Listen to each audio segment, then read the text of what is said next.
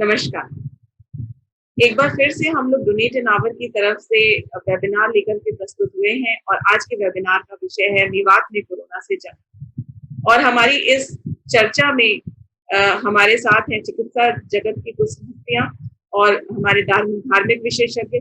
तो सबसे पहले मैं धार्मिक विशेषज्ञों में से स्वागत करना चाहूंगी मुफ्ती जाहिद जी का। मुफ्ती जाहिद जी मरकज नूर हरियाणा से हैं। इसके बाद मैं स्वागत करूंगी मौलवी याया करीमी जी का। मौलवी याया करीमी जी सदर उलमाए हिंद हैं, हरियाणा, पंजाब, हिमाचल और चंडीगढ़ के। इसके बाद चिकित्सा विशेषज्ञों में मैं सबसे पहले स्वागत करना चाहूंगी डॉक्टर बसंत दुबे जी का। डॉक्टर बसंत दुबे जिला टीकाकरण अधिकारी हैं नूंह जिले में। इसके बाद मैं स्वागत करना चाहूंगी डॉक्टर सैयद अलीम आजमी जी का, जो कि हमारे साथ दिल्ली से तशरीफ लाए हैं। डॉक्टर सैयद सलीम आजमी अपना क्लिनिक चलाते हैं, निज़ामी मेडी क्लिनिक, दरगाह हजरत निज़ामुद्दीन के पास। और डॉक्टर सैयद सलीम के साथ आज हमारे साथ हैं डॉक्टर विद्या सुंदरेशन। डॉक्टर विद्या सुंदरेशन अमेरिका में संक्रामक रोगों की वरिष्ठ विशेषज्ञ हैं। तो पहला सवाल है डॉक्टर सैयद सलीम आजमी जी से। तो मैं ये पूछना चाहूंगी कि सबसे पहले तो डॉक्टर साहब ये बताइए कि कोरोना है क्या, और कोरोना से बचाव के क्या-क्या उपाय हो सकते हैं? आपने जो है हम सब लोगों को एक पैनल के तहत एक प्लेटफॉर्म के ऊपर हम लोगों को आके रखा और ये बहुत अच्छी बात है और मुझे लगता है कि ये बहुत इंफॉर्मेटिव सेशन रहेगा and I hope for the best. आपने सवाल पूछा कोरोना है क्या। कोरोना वायरस जो है एक स्फेरिकल एक वायरस है जिसके अंदर स्पाइक प्रोटीन होती हैं और जैसे हमें पता है कि वायरल इन्फेक्शन बहुत अलग अलग किस्म के होते हैं। ये वायरस कोई ऐसा नया वायरस तो नहीं है। जब ये बीमारी जो थी उरूज पे जाने से पहले ही हम लोगों ने यहाँ के डॉक्टर ने हम सब ने मिलकर एक मुहिम चलाई थी जिसमें लोगों को बताया था कि भाई ये टाइम ऐसा है, इसमें जो एक गेट टुगेदर को भी अवॉइड करें, ग्रुपिंग अवॉइड करें और मस्जिदों के अंदर नमाज पढ़ना जो है अभी कुछ पीरियड के लिए वक्त के लिए अभी रहने दें। घर में भी नमाज पढ़ सकते हैं। हमने ये भी बताया कि अल्लाह ताला हर जगह है और एहतियात जो है वो ज्यादा बेहतर है। Prevention is better than cure, ये इस बारे में हमने टाइम टू टाइम सब लोगों को गाइड भी किया। अब यह है कि जो हम लोगों के गाइडेंस हैं उन लोगों ने किस तरीके से उसको परसीव किया, किस तरीके से उस पर रिएक्ट किया, ये आम पॉपुलेशन पे भी डिपेंड करता है। अब ये जो समाज के अंदर हर किस्म के लोग होते हैं, बहुत ज्यादा एजुकेटेड लोग भी होते हैं, बहुत ज्यादा एटमॉस्फेयर करी उन लोगों ने और अपने घरों में रहे और उन्होंने इस सब चीजों पे ध्यान दिया जिसके अंदर जो था हैंड सैनिटाइजेशन, डिस्टेंस मेंटेनिंग और बिल्कुल एक तरह से होम क्वारंटाइन करके रहे थे, बाहर नहीं निकले थे, तो वो लोग इसमें कामयाब रहे। लेकिन ये सेकंड वेव जो थी इतनी स्ट्रांग थी, इसके अंदर लोगों को हॉस्पिटलाइजेशन, ऑक्सीजनेशन, कंसंट्रेटर और वेंटिलेटर तक जाना पड़ा और कई फैमिलीज जो है बहुत बुरी तरह इसमें इन्वॉल्व हो गई थी। तो अब लोग जो है कहते हैं ना, ठोकर खा के अकल आई कुछ लोगों को, जिन लोगों को बार बार रिपीटेडली हम लोग बताते थे कि आप फेस मास्क पहनिए, हैंड सैनिटाइजेशन आप करिए, घर से अननेसेसरी बाहर नहीं निकलिए। तो उन लोगों में से बहुत सारे लोगों ने जिन बातों पे अमल नहीं किया, लेकिन जो लोग जो थे जिनके फैमिलीज का कोई भी मेंबर जो है वो इफेक्ट हुआ और इसी तरीके से इतने ज्यादा इफेक्ट हो गए थे कि लोगों को हॉस्पिटल में बेड नहीं मिल रहे थे। उनकी हमें अभी तक याद है उनकी स्क्रीमिंग्स, बहुत ज्यादा चीखना चिल्लाना, पैसे ले लेके एम्बुलेंस के अंदर लोग बैठे रहते थे और कहते थे कि हमें जो है किसी हॉस्पिटल में बेड दिलाइए, जबकि बेड नहीं मिलता था। ऑक्सीजन के सिलेंडर के लिए बहुत ज्यादा मारामारी हो रही थी। ये बिल्कुल हमारे रमजान के जो रोजे चल रहे थे उन दिनों में पीक आवर्स के ऊपर ये सब चीज चल रही थी। तो हम ये जो हम लोगों को ना, we should learn from our experiences. हमारे जो भी हमारे साथ जो हादसात हुए हैं, जो हालात हुए हैं, उसके साथ हम लोगों को सीखना बहुत ज्यादा जरूरी है।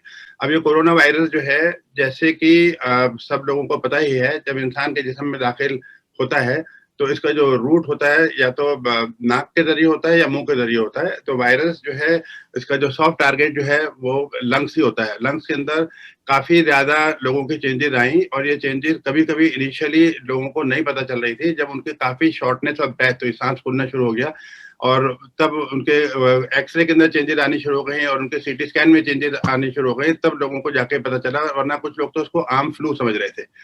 अच्छा, क्योंकि जो वैक्सीन जो है थोड़ा सा यहाँ दिल्ली में इंट्रोडक्शन जो है दिसंबर और जनवरी में आने शुरू हुए, तो बहुत सारे लोगों ने वैक्सीन नहीं लगाए थे।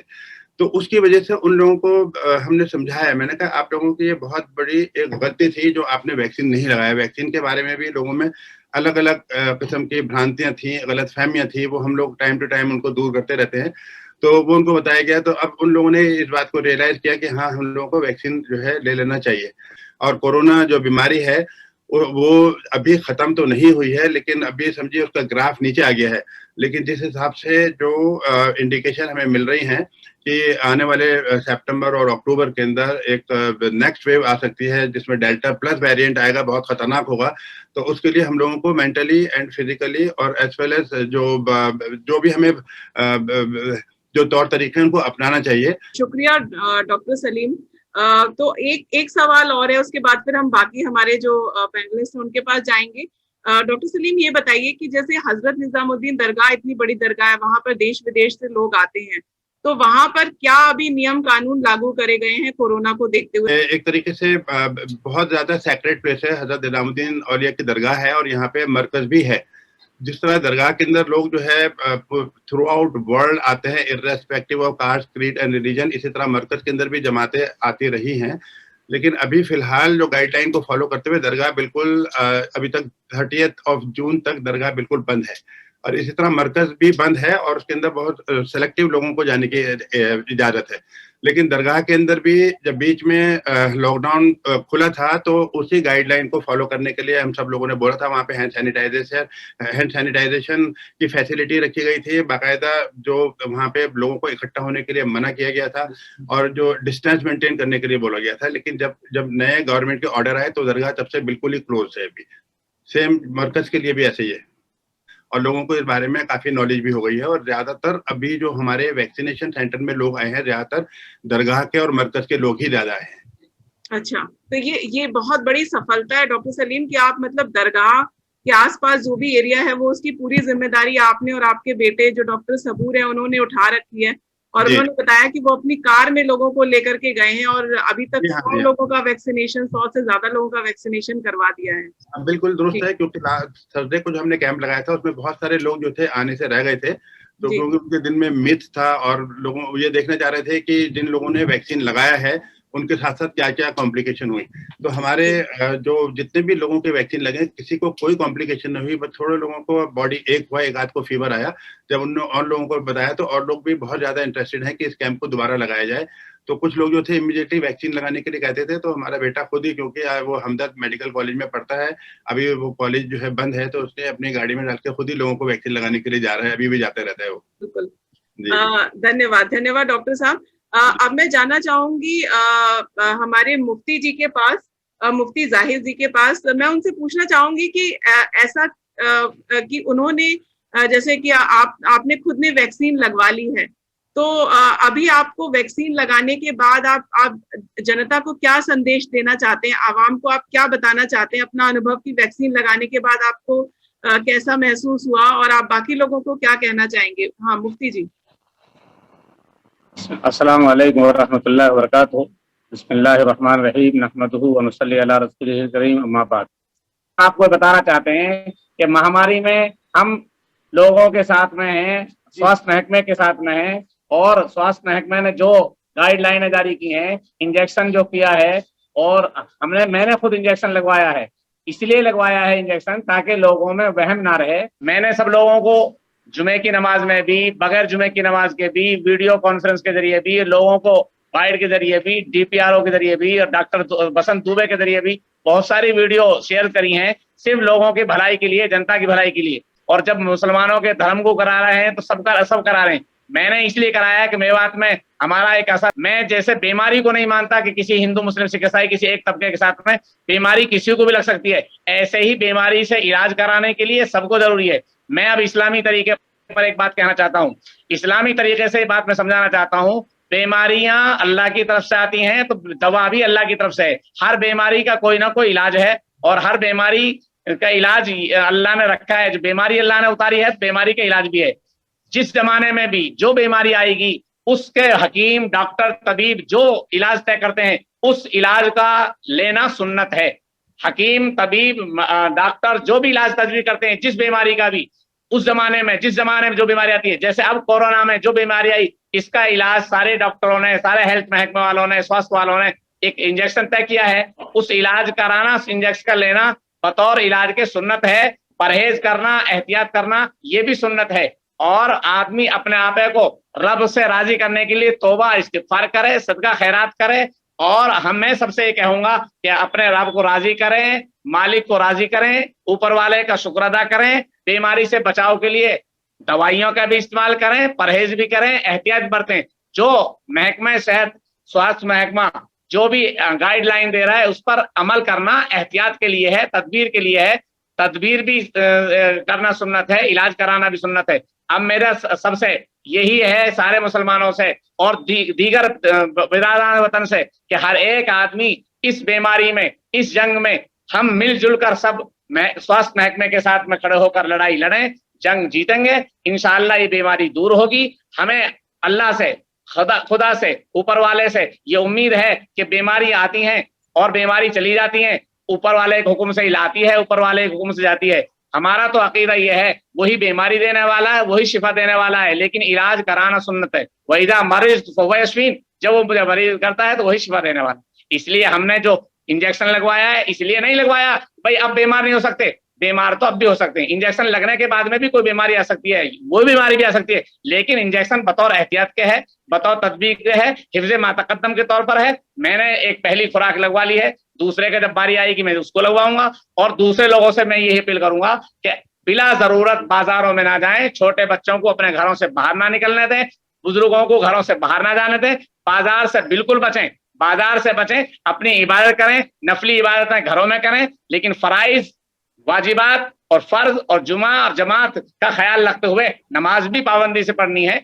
एहतियात बरतना सुन्नत है, इलाज कराना सुन्नत है। ये आप जो एक मीटिंग कर रहे हैं इसके जरिए से जिन लोगों तक भी हमारी आवाज आ रही है, मैं सबसे एक बात कहूंगा, कोई बीमारी हिंदू, मुस्लिम, सिख, ईसाई किसी धर्म से, जात से और तबके से नहीं जुड़ी हुई। बीमारी इंसानियत से जुड़ी हुई है। इंसान है, मर्द हो या औरत, बूढ़ा हो या जवान, और हिंदू हो या मुसलमान, किसी को बीमारी लग सकती है। इलाज कराना सबके लिए सुन्नत है। हम अपने नबी के तरीके पर चलते हुए सुन्नत पर अमल कर रहे हैं। हमारे नबी ने ऐसे मौके पर जब वबा फैल जाए, ताउन फैल जाए, ये कहा है जहां वबा फैल चुकी है, जहां बीमारी फैल चुकी है, महामारी फैल चुकी है, ताउन की जगह में बिल्कुल ना जाओ। और वहां जहां फैली हुई है वहां से लोग भागो मत। तो ना भागना, ये अल्लाह की ऊपर यकीन रखना है, और वहां ना जाना ये तदबीर है। तो तदबीर भी है और तकदीर भी है। तो तकदीर हमारे ऊपर फर्ज है कि अल्लाह के हुक्म से होगा, जो हमारी किस्मत में लिखा है वो होकर रहेगा। जहां बीमारी फैल चुकी है वहां से हमें भागना नहीं है, और हमारे इलाके में अगर नहीं फैली तो हम बीमारी की जगह में जाएंगे नहीं। ये एहतियात है। और सफाई सुथराई, इस्लाम कहता है सफाई आधा ईमान है। हम कहते हैं 5 वक्त नमाज के लिए मुसलमान वुजू करता है, और उसके बाद इस्तंजा पेशाब के लिए भी अपने हाथों को धोता है। खाना खाने के लिए भी इस्लाम में वो वुजू कराकर हाथ धोकर खाना खाना सुन्नत है। सफाई का खुद एहतमाम किया है, और सफाई आधा ईमान है। इस आधे ईमान पर मुसलमान अमल करता रहेगा, इंशाअल्लाह बहुत सारी आफत मुसीबतों से बचता रहेंगे। मेरी सबसे फिर अपील ये है कि इस महामारी के दौर में अफवाहों पर ध्यान ना दें।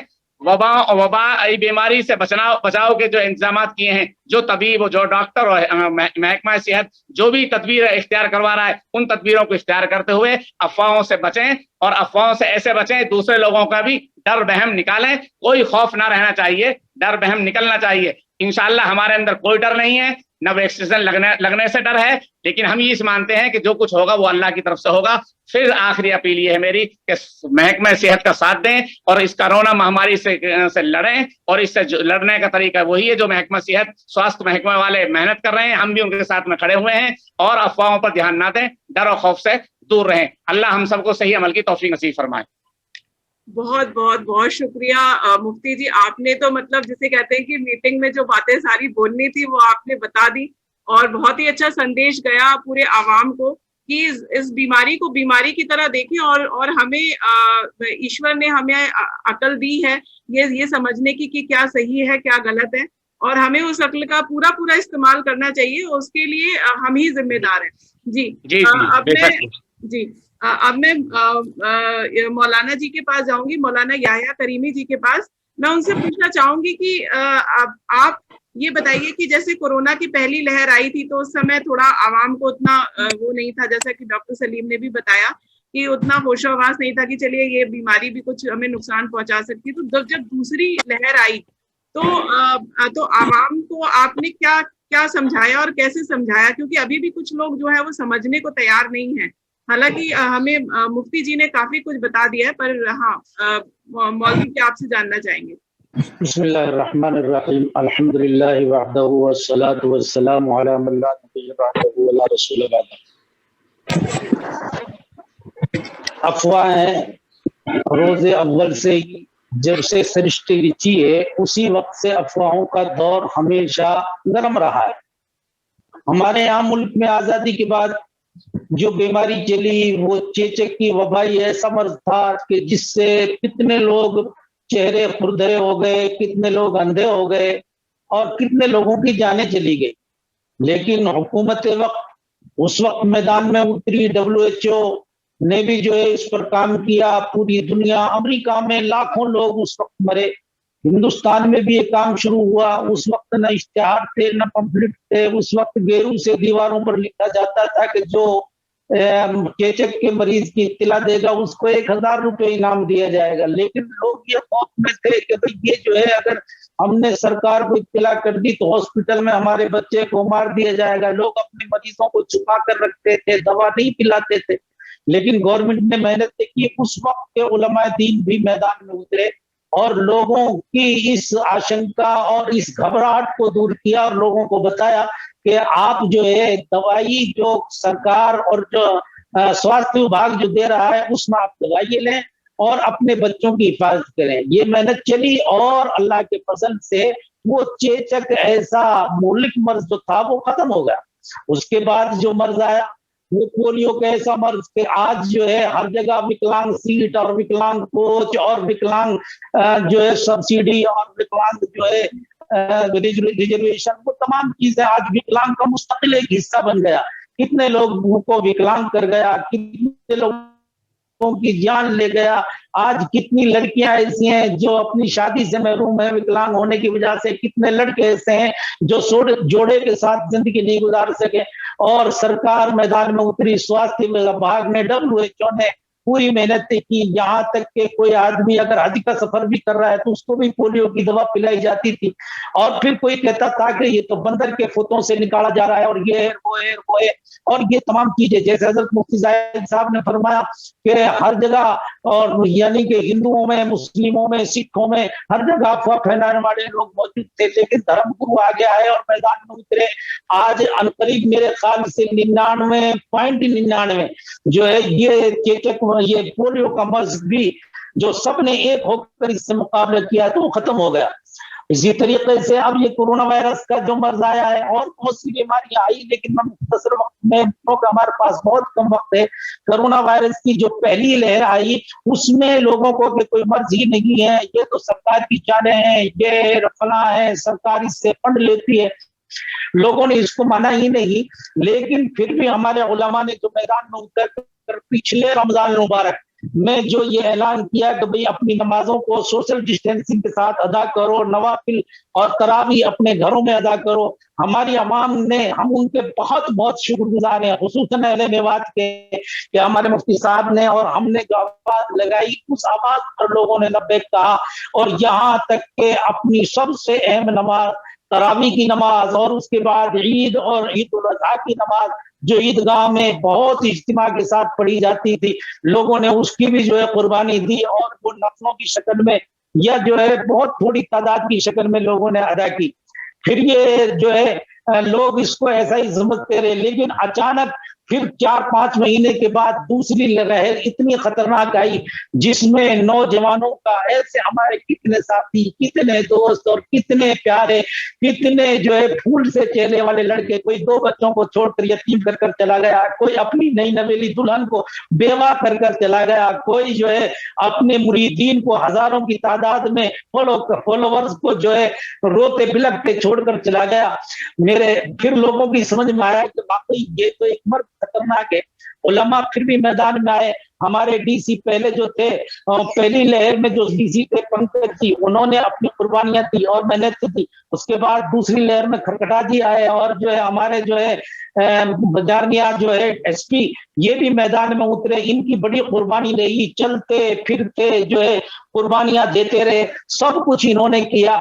लेकिन जो मेहनतें की तो उस मेहनतों का ये नतीजा आया कि आज जो है हमारी मेवात में इस कोरोना वायरस का जैसा इन्फेक्शन दुनिया में फैला, उससे बहुत कम तादाद में, क्योंकि उलमा ने ऐलान किया रमजान से पहले भी, तो इस वक्त रमजान में भी उलमा की बात को आवाम ने माना और उसको छोड़ा।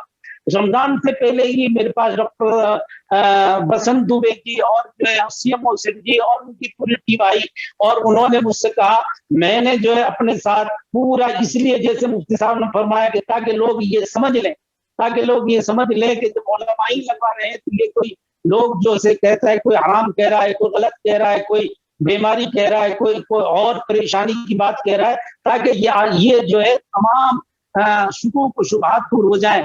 तो हमने जो है वैक्सीनेशन कराया और फिर जैसे ही वैक्सीनेशन कराया 19,500 लोगों ने उसी दिन वैक्सीनेशन करा लिया।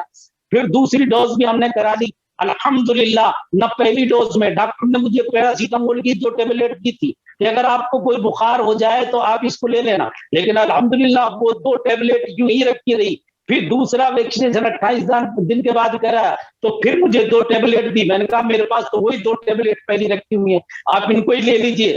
तो वो फिर दूसरी लग, मुझे ना बुखार हुआ, न मेरी बाजू में कोई दर्द हुआ, न कोई तकलीफ हुई और अल्हम्दुलिल्लाह ना कोई खांसी, ना कोई जुकाम, ना कोई बुखार। और एक औरत थी हमारे यहाँ, उसको जो है वैक्सीनेशन कराया गया, वो बेचारी दमा की मरीज थी, तो उसको जैसे इंजेक्शन लगा दमा उसका बिल्कुल खत्म हो गया और दूसरी बीमारियों का भी इलाज उससे हो गया। तो इसलिए मेरी एक गुजारिश है कि हम अपने नौजवान खुसूसन आवाम से, चाहे वो हिंदू हो चाहे मुसलमान हो, सबसे हम ये अपील करते हैं कि जिस तरीके से आपने चेचक से लड़ाई लड़ी और कामयाबी हासिल की, पोलियो से लड़ाई लड़ी, कामयाबी हासिल की, चेस्ट इन्फेक्शन टीबी से लड़ाई लड़ी और कामयाबी हासिल की, और जो है इसी तरीके से आप इस कोरोना वायरस से भी अपने स्वास्थ्य विभाग और जो हुकूमत की गाइडलाइन के मुताबिक अमल पैरा होने की कोशिश करें ताकि इससे भी हम जंग में कामयाब हो जाएं। मेरी ये गुजारिश है। और मैं स्वास्थ्य विभाग और अपने डीसी और एसपी जिन्होंने मेवात के लिए अपनी दिनों रात एक कर मेहनतें की और इससे जो है मेवात के लोगों को समझाया बुझाया और प्यार दिया, जिसकी वजह से ये बीमारी मेवात में बहुत कम हुई है। हम खुदा के शुक्रगुजार हैं और उसके बाद आप तमाम हजरात के प्रशासन के भी शुक्रगुजार हैं। मेरी ये गुजारिश है दोबारा कि ये अफवाहों पर के जो से वीडियो और लोग जो है बना कर भेज रहे हैं कि इससे ये होता है, ये सारी फेक वीडियो हैं और ये आवाज किसी की होती है, तस्वीर किसी की होती है।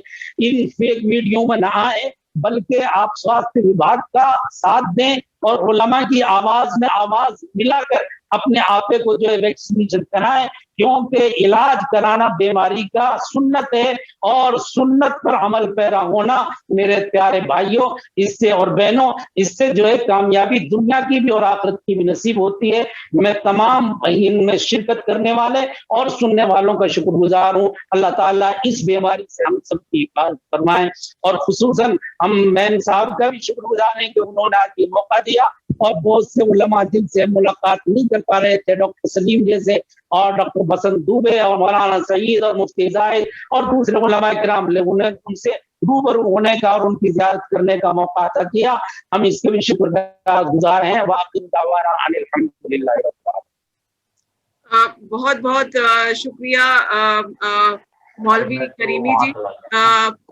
और मौलवी जी ने जैसा बोला कि इस बीमारी से हमें वैसे ही लड़ना है जैसे हम पोलियो से लड़े, जैसे हम चेचक से लड़े, और बहुत बड़ी बड़ी बीमारियां होती रही हैं इस देश में और पूरी दुनिया में, और पूरी दुनिया इस बीमारी से लड़ रही है। तो इस बात को हमें ध्यान में रखना है कि सिर्फ हम किसी एक शहर, गांव, मोहल्ले की बात नहीं कर रहे हैं, इसमें हम पूरे विश्व भर में इस लड़ाई से लड़ रहे हैं।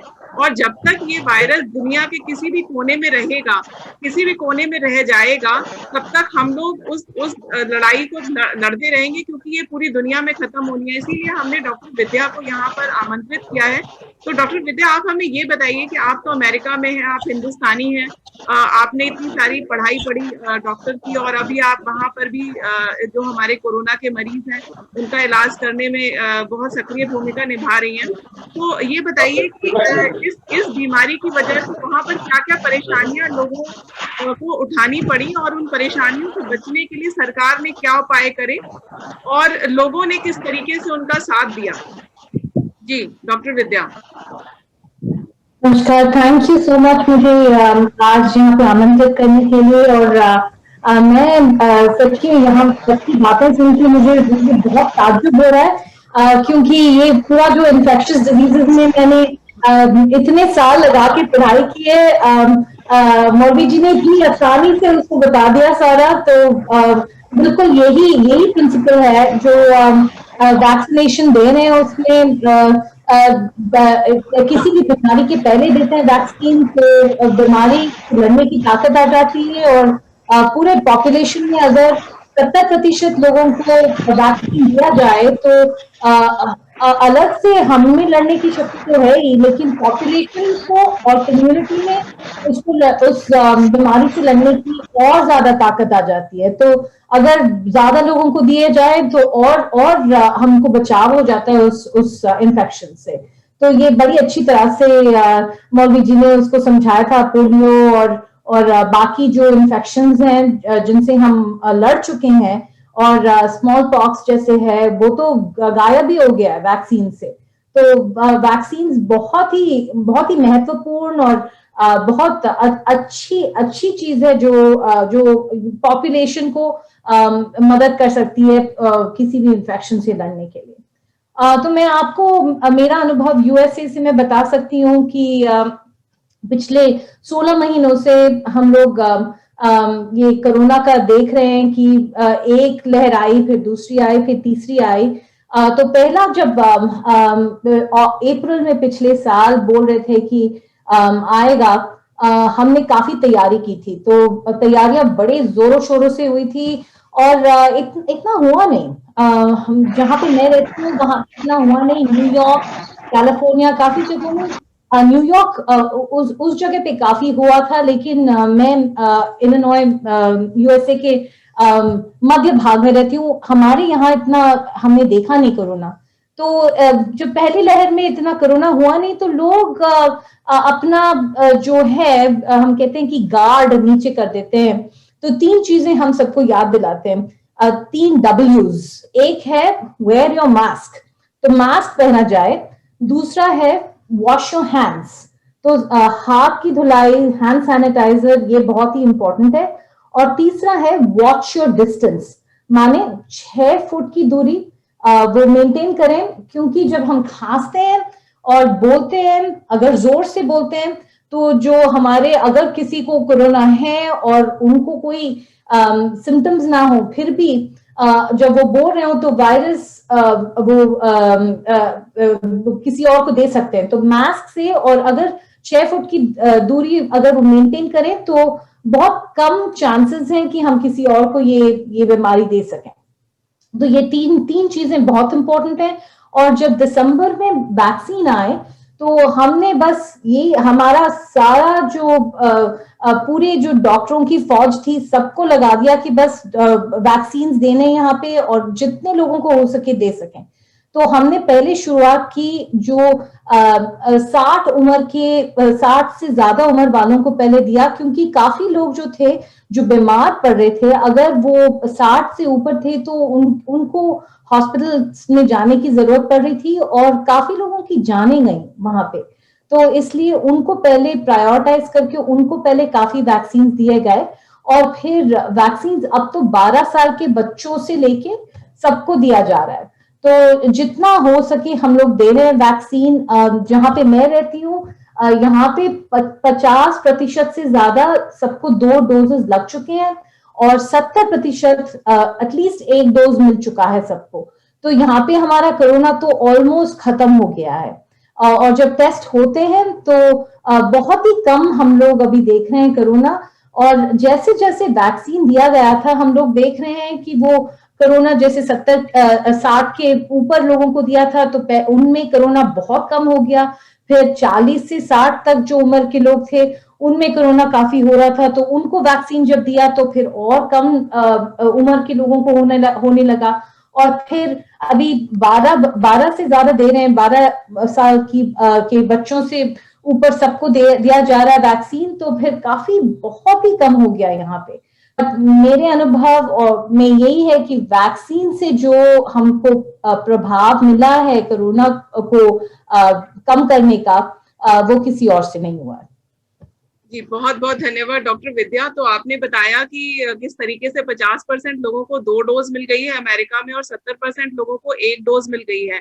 और मैं डॉक्टर बसंत से पूछना चाहूंगी कि अभी प्रशासन की तरफ से क्या वैक्सीन की सुविधा गांव-गांव में मौजूद है?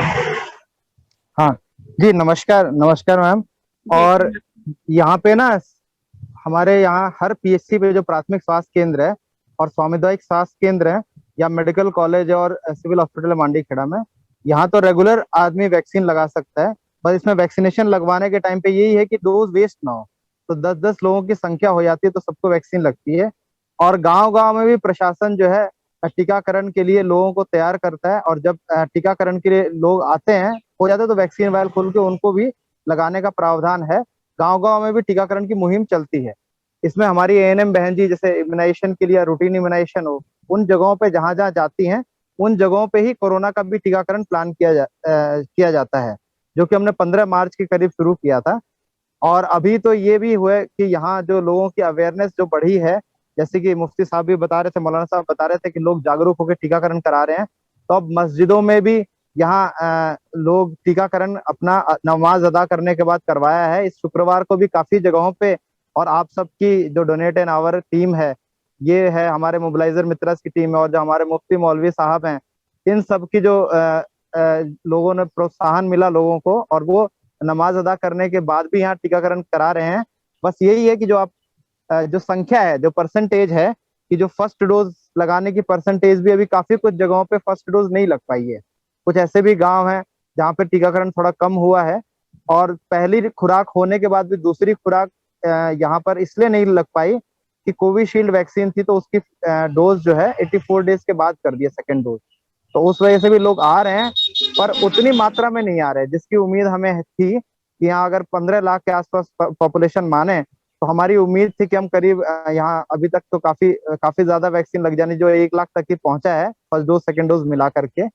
पर फिर भी जागरूकता अभियान चल रहा है, लोग जागरूक हो रहे हैं, और हर जगह पे अब हमने मुहिम भी चलाई है कि वैक्सीन स्टेटस पूछे कहीं जाए तो, कि जी आपने पहली खुराक लगाई कि नहीं लगाई। और इससे बड़ा परिवर्तन आ रहा है कि अनजाने लोग कई ऐसे मिलते जिन्हें उम्मीद नहीं थी, उन्होंने भी टीकाकरण नहीं कराया था। इसमें कोई धर्म विवाद नहीं है, हिंदू भी कई पूछते हैं तो उनमें होता है कि भाई टीकाकरण उन्होंने नहीं कराया, पर पूछने की मुहिम हमने शुरू की है। तो हम यही चाहेंगे सब लोग आपस में पूछें कि भाई आपने कोरोना का टीकाकरण करा लिया, और करा लिया अगर पहली खुराक ले लिया तो दूसरी खुराक में वो कब लगेगी, ताकि वो हमें सूचना दें। जो भी नियरेस्ट आशा वर्कर, आंगनवाड़ी वर्कर अगर गांव में है तो उनको सूचना दें, ताकि वो अपने गांव में कैंप लगवाएं जब वहां पे दूसरी खुराक या पहली खुराक के लिए लोग जमा हो जाए। तो मीनाक्षी जी ये जी धन्यवाद डॉक्टर बसंत। और आपकी जो मेहनत है वो डेफिनेटली रंग लाएगी, क्योंकि अब ये पूरी टीम बन चुकी है। और एक चीज मैं कहना चाहूंगी, अब हमारे पास केवल 4 मिनट बचे हैं, और जो हमारे साथ बहुत सारी मस्जिदों से मौलवी जुड़े हुए हैं, बहुत सारी जगहों से हमारे साथ यंग लड़के लड़कियां जुड़े हुए हैं, बहुत सारे पॉलिटिशियंस जो कि मतलब लोकल लेवल पर पंचायत में रहते हैं या फिर ब्लॉक लेवल पर जो चुनाव लड़ते हैं वो भी जुड़े हुए हैं। तो ये सब लोग मिलाकर के पूरी एक टीम है, और जब तक ये टीम मिलकर के काम नहीं करेगी तब तक हम इस जंग में जीत नहीं सकते। एक बात मैं यहाँ पर कहना चाहूंगी चलते चलते, वो ये कि देखिए, जब भी कोई जंग होती है तो उसमें जीता तभी जाता है जबकि आप जिंदा बचें। तो जिंदा बचना सबसे पहली कवायद है इंसान को वो खुद करनी है, क्योंकि ईश्वर ने अगर हमें इस धरती पे भेज दिया तो वो हमें जिंदा रखने के लिए जिम्मेदार नहीं है। उसने हमें भेज दिया, उसका काम खत्म हो गया। अब उसके बाद अपनी जिम्मेदारी तो हमारे हाथों में है। हम अपने आप आत्महत्या कर लें और हम बोले कि ईश्वर ने हमें मार डाला, ये बात सही नहीं है। ईश्वर ने हमको दिमाग दिया है, हमको जैसा कि मौलवी साहब ने कहा और मुफ्ती साहब ने कहा कि ये हमारा अपना धर्म है कि हम खुद को बचाएं, और इस जंग में जीतने के लिए खुद को बचाए रखना सबसे बड़ी कवायद है जो कि हम सबको करनी चाहिए, तभी हम इस जंग को जीत पाएंगे। और देखिए, अगर इतना दिमाग और इतना सब साइंस, इतनी सारी सुविधाएं होते हुए भी अगर हम खुद को नहीं बचा पाए, तो इससे बड़ी हार और इससे बड़ी बेवकूफी कोई और हो नहीं सकती, जो कि हम में से बहुत सारे लोग अभी भी समझ नहीं पा रहे हैं, और उन्होंने सब कुछ ऊपर वाले के हाथों में छोड़ दिया। देखिए, ऊपर वाले ने बुद्धि दे दी, उसके बाद ऊपर वाले ने ये बुद्धि हमारे हाथों में छोड़ दी कि हम उसे इस्तेमाल करें या ना इस्तेमाल करें। तो मुझे लगता है कि सभी का कुल मिलाकर के संदेश यही है कि इस समय वैक्सीन मौजूद है, इस समय वो सारी सुविधाएं मौजूद है जिससे कि हम खुद की रक्षा करें और इस जंग में जीतें। चलते चलते हमारे पास सिर्फ 2 मिनट बचे हैं। मैं चाहूंगी कि 10-10 सेकंड में हमारे जितने भी वक्ता है वो एक बार आवाम को ये संदेश दें कि वैक्सीन लगवाएं और इससे अपनी सुरक्षा करें। तो मैं सबसे पहले चाहूंगी कि मौलवी याया करीमी जी, आप एक बार ये संदेश संक्षिप्त में जनता को दे दें। आप म्यूट पर हैं। ना, मेरी गुजारिश है कि ये वैक्सीनेशन कराना बहुत जरूरी चीज है। मैंने भी इसको लगवाया है और इससे फायदा जिस्मानी तौर पर, जिसमें इम्यूनिटी, कुव्वत मुदाफियत बढ़ी है। इसलिए तमाम अहबाब से, मर्द औरत से, हिंदू मुसलमान से, सबसे गुजारिश है कि जरूर अपना वैक्सीनेशन कराएं और अपनी सेहत को सही रखें। जी, धन्यवाद। इसके बाद मैं चाहूंगी कि मुफ्ती जाहिर जी, आप एक बार दोबारा से जनता से अपील कर दें। जी, मेरी तमाम जनता से अपील है कि वैक्सीनेशन लगवाएं, अपनी बारी आने पर पीछे ना हटें, अफवाहों पर ध्यान ना दें। छोटे बड़े, जवान बूढ़े, बच्चे, मर्द औरत, हिंदू मुसलमान, सबसे दरखास्त है, बीमारी किसी को भी घेर सकती है, इसलिए सबसे दरखास्त है कि बीमारी का इलाज कराने के लिए स्वास्थ्य महकमा जो कर रहा है, महकमा सेहत जो अमल कर रहा है, हुकूमत की जो गाइडलाइन उन पर अमल करते हुए वैक्सीनेशन सबको ही कराएं। शुक्रिया। इसके बाद में डॉक्टर विद्या से कहना चाहूंगी कि वो एक बार कृपया अपील कर दें। हाँ जी, जब वैक्सीन आपको आपके पास मिल जाए, तो जब अवेलेबल हो तो प्लीज आप वैक्सीन लगवाएं, क्योंकि हमने देखा है यहाँ पे यूएसए के अनुभव से वैक्सीन जैसे लोगों को लगती है और जैसे ज्यादा लोगों को लगती है, कम्युनिटी अगर 50% से ज्यादा लोगों को लग जाती है तो फिर कोरोना ऑलमोस्ट खत्म ही हो जाता है। तो ये हमने बाकी देशों में देखा हुआ है। तो मेरी यही आशा है कि इंडिया में भी यही हो। वैक्सीन अभी काफी ज्यादा वैक्सीन अवेलेबल है, तो आप जब भी हो सके, जितनी जल्दी हो सके, आप अपना वैक्सीन लगवाएं। जी, इसके बाद मैं सबसे अंत में दरखास्त करूंगी डॉक्टर सलीम आजमी जी से कि वो अपना संदेश आवाम को दें। जी जी, मीनाक्षी जी, बहुत बहुत शुक्रिया। और आपने मुझे लास्ट में बोलने के लिए बोला। मैं इस बात से बहुत हैरान में भी हूँ, और बहुत मुझे खुशी हुई है कि हमारे जो मुफ्ती जाहिद साहब और मौलवी याहिया साहब ने बहुत अच्छी बातें बताई, जो बहुत शॉर्ट टाइम के अंदर उन्होंने हर सवाल का जवाब दे दिया। मैं उसको एडमिट करता हूँ उस चीज़ को, और डॉक्टर विद्या जी ने भी उस चीज़ को एडमिट किया है। लास्ट में मैं 1-2 चीज़ें मैं ऐड करना चाहता हूँ। मुफ्ती साहब के जो भी बयान है उसकी वजह से हम लोग उससे ज़रूर मुतासिर होना चाहिए। अब मैं कुरान की एक आयत बताता हूँ। सूरह माइदा में अल्लाह ताला ये फरमाता है कि अगर कोई इंसान किसी इंसान की जान बचाने के लिए जिम्मेदार होता है, वो ऐसा है कि पूरी इंसानियत की जान बचाई। दूसरी, मैं कुरान की आयत का मैं आपको ये बता रहा हूँ कि वैक्सीन के बारे में लोगों को बहुत ज़्यादा जो है गलतफहमियां हैं, और जो अफवाहें फैल रही हैं उस पर यकीन नहीं करें। कुरान जो है एक बात और कहता है। कुरान के अंदर एक और सूरह ज़ुखरुफ है, उसके अंदर अल्लाह ताला ये फरमाता है कि अगर कोई इंसान कोई अगर खबर लेके आए तो आप उसकी तहकीक कर लो, कहीं ऐसा नहीं हो नादानी के अंदर आप किसी को नुकसान पहुंचा दो और आप उसके लिए पछतावा हो। और लास्ट में मैं आपको एक आयत और आपको कोट करके बताता हूँ। सूरह हुजरात में अल्लाह ताला फरमाता है कि अगर आपको कोई नॉलेज सीख करनी है, आपको कोई इल्म लेना है, तो आप जो जानकार हो इल्म का, उसके पास जाओ। भला ऐसा कैसे हो सकता है कि जो इंसान जानकार हो और जो जानकार नहीं हो दोनों बराबर हो? तो इसलिए मैं यही कहता हूं कि वैक्सीन लगवाएं। वैक्सीन बिल्कुल हलाल है, उसके इंग्रेडिएंट्स मैंने बहुत अच्छी तरह देख लिए हैं। मैंने खुद वैक्सीन लगाया है। हमारे दरगाह हजरत निजामुद्दीन औलिया के 80 से 90% जो खादिम हजरात हैं, जो पीरजादे हैं, उन लोगों ने वैक्सीन लगाए हैं। जिन जिन लोगों की गलतफहमियां थी हमने सब दूर कर दी हैं। लोगों की सबसे बड़ी गलतफहमी यही थी कि कोई इसमें हराम नहीं है, इस्लाम के हिसाब से हलाल है, वो बिल्कुल सही बात है। और ये वैक्सीन जो है सब लोगों को लगाना चाहिए। आखिर में मैं यही कहूँगा आपसे। जी, बहुत बहुत शुक्रिया। और डॉक्टर बसंत, आप एक बार कृपया अपील कर दें और उसके साथ ही हम इस कार्यक्रम का अंत करेंगे। डॉक्टर बसंत, आप हैं साथ में? हाँ, नमस्कार मैम। जी, और ये कुछ बोलने जैसा नहीं बचा। मैं सबको धन्यवाद देता हूँ। हमारे डॉक्टर साहब जो हैं, इनको बहुत बहुत धन्यवाद देता हूँ कि इन्होंने निजामुद्दीन का बताया कि सब लोग वहां पे टीकाकरण करा रहे हैं। और दिल्ली में वही कि धर्म यहाँ कहीं नहीं है, जो जागरूक है वो करा रहे हैं। दिल्ली के जो लोग हैं वो कहीं से भी हो, वो सब करा रहे हैं और काफी टीकाकरण हुआ है। और जो कुछ जगह है जहाँ पे जागरूकता कम है, भले वो छत्तीसगढ़ हो, भले वो कई कुछ यूपी के क्षेत्र हो, भले वो यहाँ हरियाणा में मेवात में कुछ जगह हो, तो जहाँ पे जागरूकता कम है शहरों में, यहाँ भी सब लोग आगे बढ़ चढ़ के करा रहे हैं।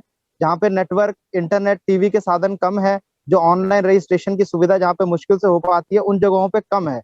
तो सभी आगे बढ़ के कराएं। एक दूसरे को, जो जागरूक लोग हैं, जो जुड़े हैं, वो पूछें वैक्सीनेशन स्टेटस भी, आपने पहला टीका लगा लिया क्या, नहीं लगवाया तो वो लगवाएं। जिसका पहला लग गया है, उसका दूसरा बचा है तो वो उससे पूछे, उसको दूसरा टीका समय पे लगवाएं।